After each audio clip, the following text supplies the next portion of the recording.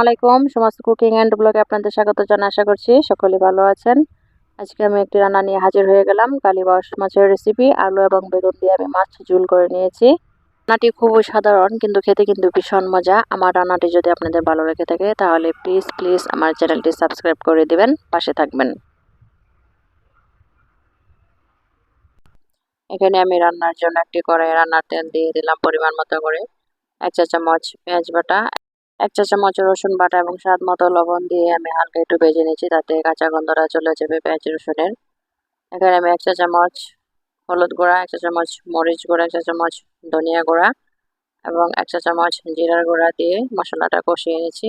আমি এখানে গরম পানি দিয়ে দিলাম মশলা কষানোর জন্য। এখানে আমি মাছগুলো কেটে দিয়ে পরিষ্কার করে নিয়েছি। এখন এগুলো কষিয়ে নিব। আমি সবগুলো মাছ দিয়ে দিচ্ছি, দিয়ে আমি কষিয়ে নেব।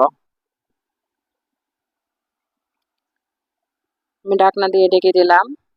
মাছগুলো আমার কষানো হয়ে গেছে।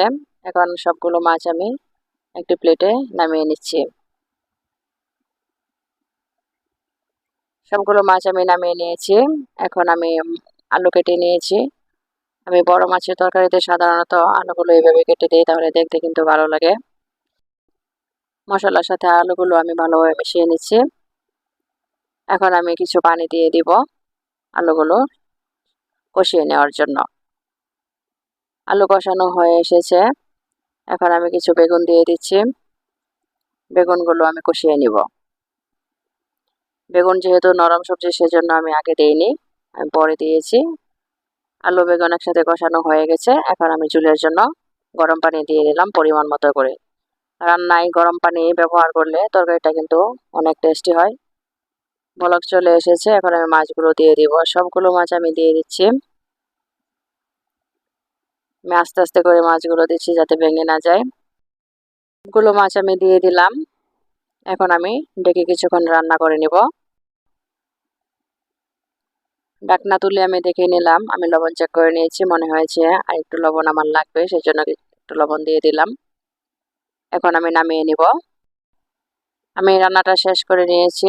দেখুন তরকারির কালারটা অনেক সুন্দর হয়েছে। আমার তরকারির বেগুনগুলো সবুজ সবুজ রয়ে গেল। অনেক মজা হয়েছিল এই তরকারিটা। আসলে আপনারা এভাবে রান্না করে খেয়ে দেখবেন। বাউস মাছ আসলে অনেকভাবে রান্না করা যায়। সবাই ভালো থাকবেন, সুস্থ থাকবেন। আল্লাহ হাফেজ।